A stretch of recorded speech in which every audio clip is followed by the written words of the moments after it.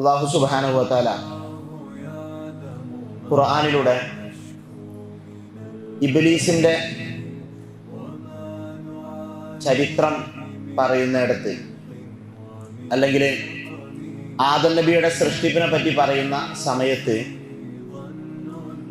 നമുക്ക് പറഞ്ഞു തരുന്നൊരു ചരിത്രമുണ്ട്. ലോകത്ത് ആദ്യമായി സംഭവിച്ച പാപത്തിൻ്റെ ചരിത്രമാണത്. അതുപോലെ തന്നെ അഹങ്കാരം എന്ന ഒരു തിന്മ അതൊരാളെ എത്രമാത്രം വഴികേടിലാക്കും എന്നതിൻ്റെ ഗൗരവത്തെക്കുറിച്ചൊക്കെ നമ്മളെ ഓർമ്മപ്പെടുത്തുന്നുണ്ട്. അല്ലാഹു സുബ്ഹാനഹു വ തആല ആദം അലൈഹിസ്സലാമിനെ സൃഷ്ടിച്ച് മലക്കുകളോടെല്ലാം നിങ്ങൾ ആദമിന് സുജൂദ് ചെയ്യുക എന്നു പറഞ്ഞ സന്ദർഭത്തിൽ ഇബ്ലീസ് മാത്രം, ശൈത്വാന്മാരുടെ നേതാവായ ഇബ്ലീസ് മാത്രം സുജൂദ് ചെയ്യാൻ വിസമ്മതിച്ചു.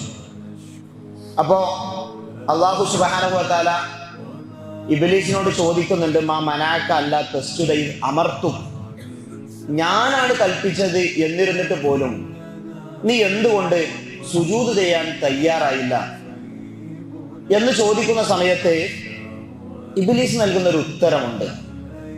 ആ ഉത്തരമാണ് നമ്മൾ വളരെ ഗൗരവത്തോടു കൂടി ശ്രദ്ധിക്കേണ്ടത്. നമ്മളുടെ ജീവിതത്തിൽ അതൊരിക്കലും ഉണ്ടായിക്കൂടാ എന്നത് ഗൗരവത്തോടു കൂടി നമ്മൾ മനസ്സിലാക്കേണ്ടത്.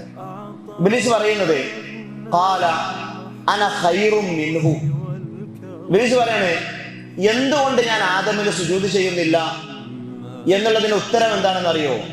അന ഖൈറും മിൻഹു, ഞാൻ അവനേക്കാൾ ഉന്നതനാണ്. ഞാൻ അഗ്നിയാൽ സൃഷ്ടിക്കപ്പെട്ടവനാണ്, അവൻ മണ്ണിനാൽ സൃഷ്ടിക്കപ്പെട്ടവനാണ്. അഗ്നി, തീ മണ്ണിനേക്കാൾ ഉന്നതമായതാണ്. അതുകൊണ്ട് തന്നെ തീയിനാൽ സൃഷ്ടിക്കപ്പെട്ട ഞാൻ ഒരിക്കലും മണ്ണിനാൽ സൃഷ്ടിക്കപ്പെട്ട ആദമിന് മുന്നിൽ സുജൂദ് ചെയ്യില്ല. അന ഖൈറും മിൻഹു, ഞാൻ അവനേക്കാൾ ഉത്തമനാണ് എന്ന് ഇബ്ലീസ് അവിടെ നിന്ന് അഹങ്കാരത്തോടു കൂടി പറയുന്നുണ്ട്. ഈ ഒരു രീതി, ഈ ഒരു അഹംബോധം നമ്മളുടെ മനസ്സിലുണ്ടാകാൻ എന്താണ്? ഞാനൊരു വലിയവനാണ്, ഞാൻ ഓനേക്കാളൊക്കെ ഉത്തമനായ ആളാണ്, ഞാൻ ഓനേക്കാളൊക്കെ വലിയ തറവാട്ടുകാരനാണ്, ഞാൻ ഓനേക്കാളൊക്കെ വലിയ പണക്കാരനാണ്, ഞാൻ ഓനേക്കാളൊക്കെ ഉള്ള അറിവുള്ള ആളാണ്,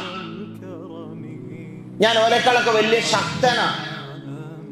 എന്തിന്റെ വിഷയത്തിലായാലും ഒരു പെരുമ നടിപ്പ്, ഒരു വല്യാളത്വം നമുക്ക് പറയല്ലോ, ആ ഒരു ബോധം നമ്മളുടെ മനസ്സിൽ ഉണ്ടാവുകയാണെങ്കിൽ അത് വലിയ പ്രശ്നമാണ്.